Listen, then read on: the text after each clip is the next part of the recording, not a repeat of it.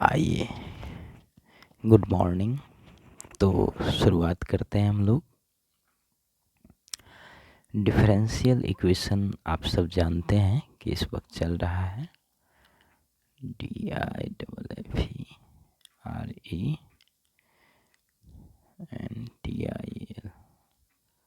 Differential equation. इस differential equation में ये लेक्चर नंबर 6 है।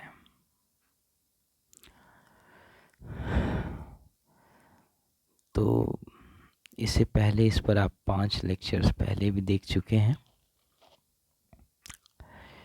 आज हम लोग इसमें स्टार्ट करने के लिए जा रहे हैं चैप्टर नंबर 3।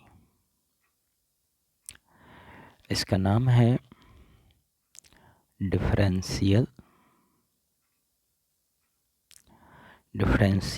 इक्वेशन ऑफ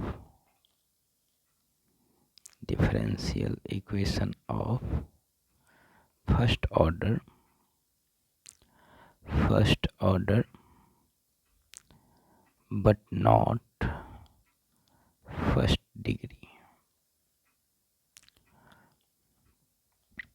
आपको यहाँ पर डिफरेंशियल इक्वेशन फर्स्ट ऑर्डर का रहेगा, लेकिन फर्स्ट डिग्री का नहीं। इसका मतलब क्या हुआ कि ऑर्डर 1 होगा और डिग्री 1 से अधिक होंगे। ठीक है। तो जनरली यहाँ पर जो आपको डिफरेंशियल इक्वेशन जो देखने को मिलेगा वो कैसा मिलेगा? तो द मोस्ट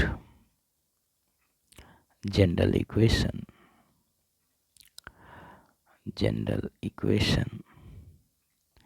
इज, वो आपको दिखेगा कुछ इस प्रकार का।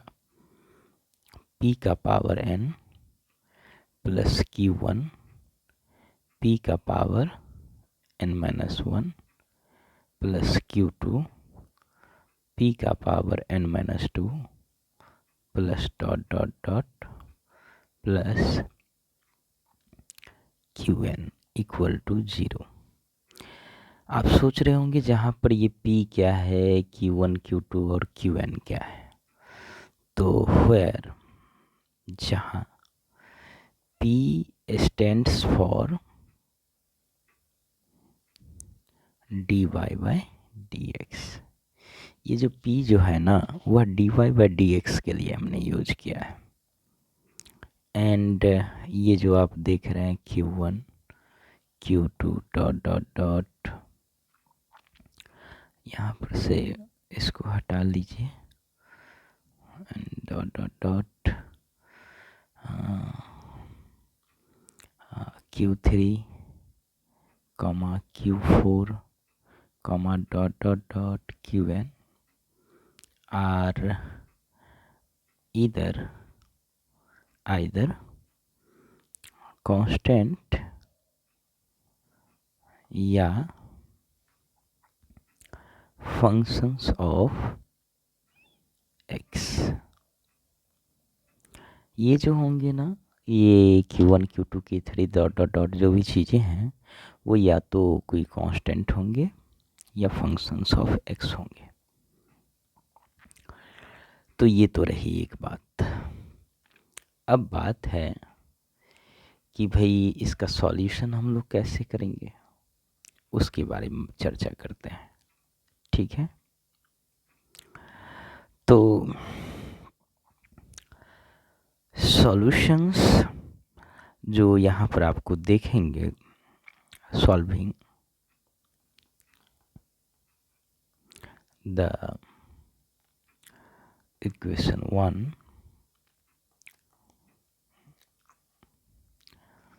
आप सोच रहे होंगे ये 1 कौन सा इक्वेशन है भाई? तो हम आपको बता देते हैं। 1 जो है वो इस इक्वेशन को हमने नाम दिया है।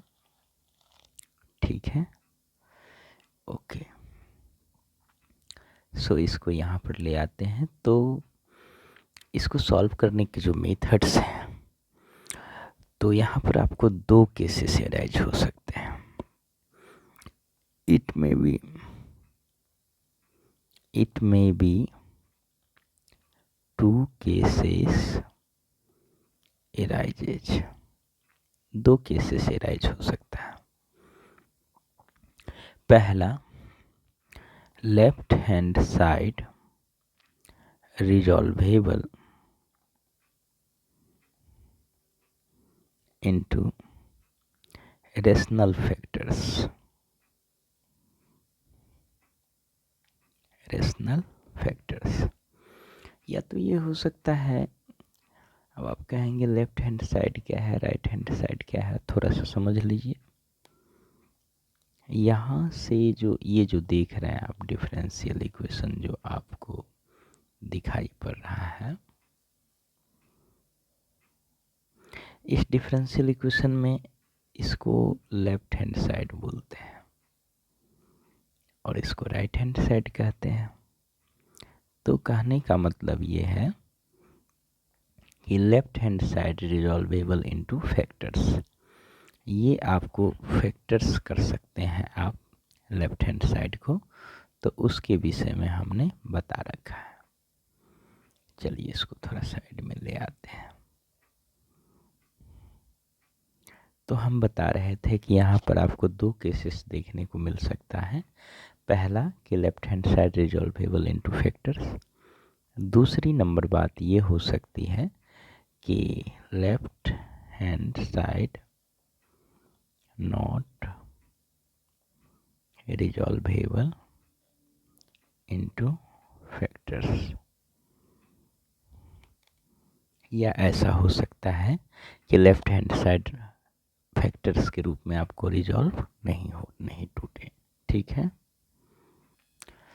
तो भाई जब लेफ्ट हैंड साइड रिजॉल्व नहीं होगा, ब्रेक नहीं होगा, तो यहाँ पर 2 केस राइज हो सकता है। वैसे 3 केस कहिए। पहली नंबर बात, या तो इक्वेशन सॉल्वेबल फॉर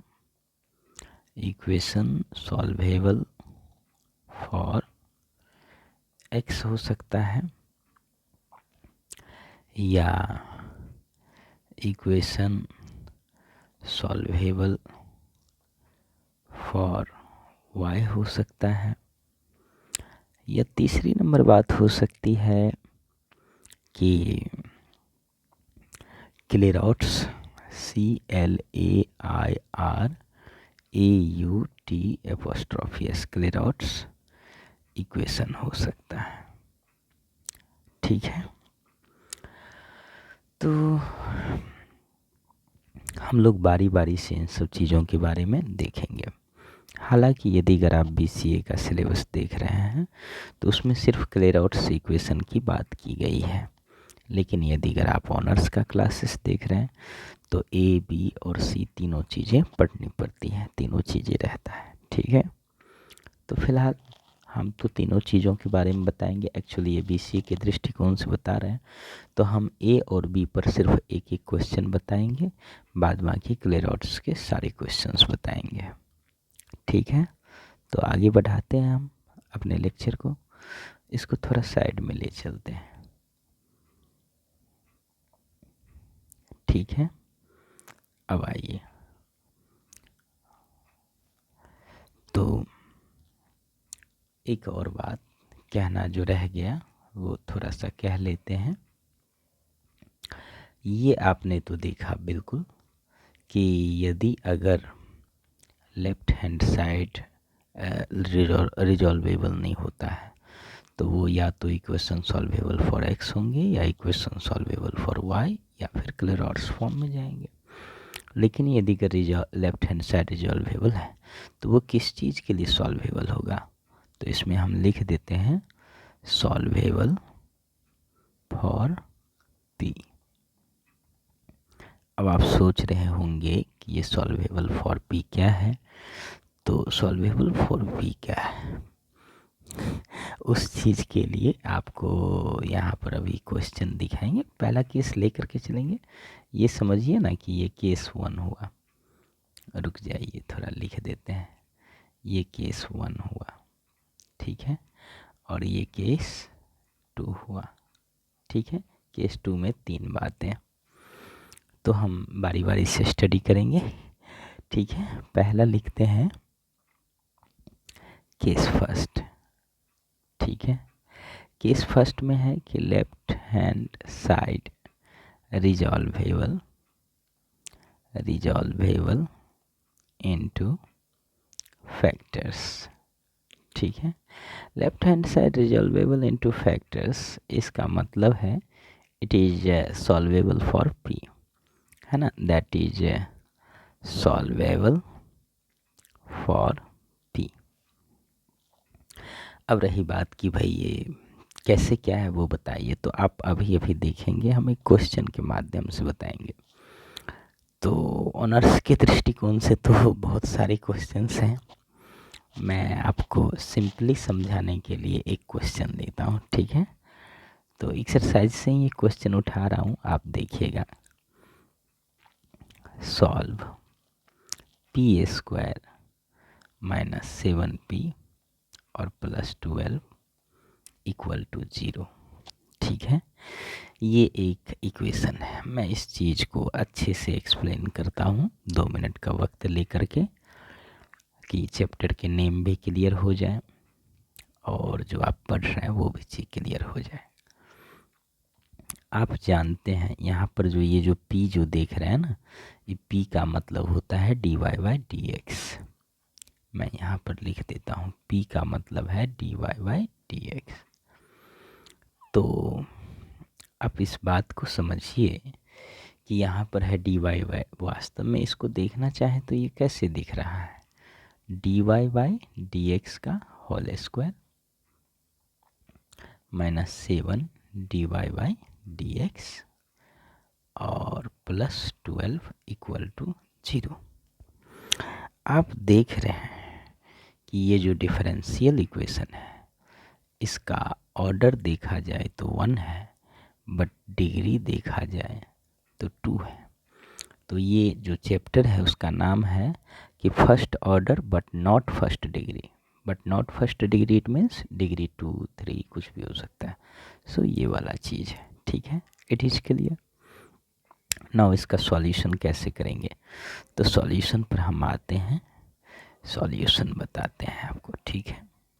ये हमने थोड़ा सा एक्स्ट्रा में बता दिया है, ठीक है।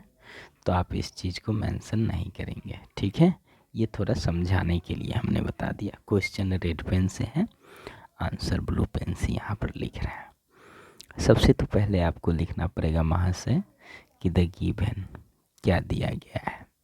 तो आपको दिया गया है पी स्क्वायर माइनस का 7p, सॉरी थोड़ा सा गलत लिखा गया है ना, तो 7p और प्लस 12 इक्वल टू 0। आइए, एक्चुअली जब कभी भी कोई वीडियो बनाता है ना, तो प्रयास करता है अपना पूरा पूरी कि वो कितने अच्छे से कंटेंट को डिलीवर कर पाए, आप सभी को बता पाएँ, ताकि आपको समझने में बिल्कुल भी दिक्कत नहीं हो। ऑनलाइन का एक यही प्रॉब्लम रहता है।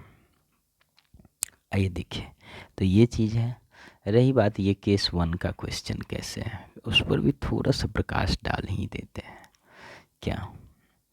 आइए आप देखिए, ये जो है ना लेफ्ट हैंड साइड ये रिजॉल्वेबल इनटू फैक्टर्स है। इसमें देखिए ये लेफ्ट हैंड साइड है, इसको आप 2 पार्ट में ब्रेक कर सकते हैं, अभी आप देखेंगे, ठीक है ना। तो चलिए इसको थोड़ा सा साइड में कर देते हैं, ठीक। अब आइए, अब देखिए क्या चीज़ है। तो आपके पास में है, तो ये तो दिया हुआ है। नाउ सो इम्प्लाई, फिर से मैं यहाँ पे लिख लेता हूँ, P square minus 7p plus 12 equal to 0। ये चीज़ आपके पास में है। तो अब यहाँ से इसको फैक्टराइज कीजिए। आप क्लास 8 में पढ़ चुके हैं फैक्टराइजेशन, उसी की मदद से। तो आप जानते हैं पी स्क्वायर और माइनस का 7 लाना है ना, हाथ 5 2 7 माइनस 5p और minus 2p plus 12 equal to 0। So finally आपके पास में हो जाएगा p कॉमन, तो p माइनस 5 और -2 कॉमन, तो p माइनस कितना हो जाए, 5 2 7, 5 2 नहीं 10, नहीं जी कुछ गलत हो गया, ये महाराज गलती तो हो ही गया, रुकिए देखिए देखिए, फैक्टर तो करना है लेकिन 5 2 7 तो पुर गया लेकिन वो अति नहीं हुआ, रुकिए, इम्प्लाइज पी स्क्वायर माइनस 4 3 लीजिए, 4 दिया 12, तो -4p minus 3p plus 12 equal to 0। पता नहीं वीडियो देखने के बाद लोग क्या कहेंगे, कहेंगे पढ़ाता है कि खाली हंसवे करता है। p माइनस 4 माइनस 3 कॉमन, तो p माइनस 4 इक्वल टू 0, तो p माइनस 4 कॉमन, तो बच गया p माइनस 3 इक्वल टू 0। दो बातें होंगी यहाँ पर, एक बार p माइनस 4 बराबर 0, एक बार p माइनस 3 बराबर 0 होगा ना।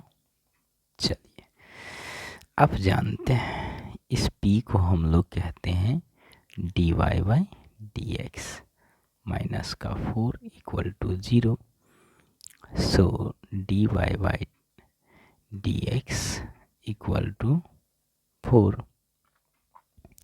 क्रॉस मल्टीप्लिकेशन कीजिए तो dy बराबर 4 into D X, integrating both the side, integrating both sides, ठीक है। तो क्या हो जाएगा, integral dy equal to 4 integral dx, ठीक है। थोड़ा सा इसको हम ऊपर बढ़ा करके यहीं पर कैलकुलेशन कर देते हैं, काहे इधर उधर करेंगे। सो इम्प्लाइज dy को क्या लिख सकते हैं आप, y equal to 4 into D X को क्या लिख सकते हैं, x प्लस कॉन्स्टेंट c1, या सिर्फ c भी आप लिख सकते हैं, कोई दिक्कत नहीं है। सो y माइनस 4x माइनस का c1 equal to 0, this is equation number 1। इसको भी आइए सॉल्व करते हैं। सो आपके पास में क्या हो जाएगा, dy by dx minus 3 equal to 0, implies dy by dx equal to 3, so implies dy equal to 3 into dx, so integrating both the side, integrating both sides, तो आपके पास क्या हो जाएगा, integral dy equal to 3 integral dx, dy का तो y हो जाएगा इक्वल टू में 3x plus constant c2, y minus 3x minus c2 equal to 0। थोड़ा सा स्क्रीन को इधर कर लेता हूँ, इक्वल टू में 0, this is equation number 2। Hence the general solution of this equation, hence the general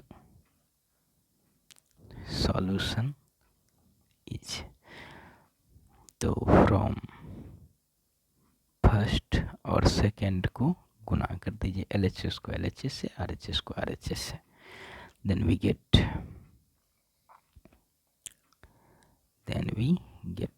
तो आपको मिलेगा, क्या चीज मिलेगा, y माइनस 4x माइनस का c1, सॉरी बराबर नहीं दीजिए, LHS को LHS से मल्टीप्लाई करना है, तो दिस इनटू में यहाँ पर y माइनस 3x माइनस का c2 बराबर RHS में 0 0 को गुना करेंगे तो 0 ये हो जाएगा, which is the required solution। यही आपका आंसर हो गया, ठीक है। which is the required solution. ये आपका आंसर हो गया। ठीक है, इसी तरह से मैं आपके लिए क्वेश्चन लिख देता हूँ, आप देखिएगा। ठीक है, बना करके ट्राई करके देखिएगा। तो मैं एक दो क्वेश्चन लिख देता हूँ आपके लिए, देखिएगा। क्वेश्चन है आपके लिए HW में, होमवर्क में।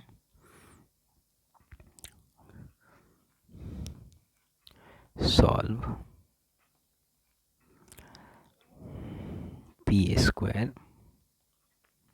Minus p into e⁻x plus e⁻−x और +1 = 0। दूसरा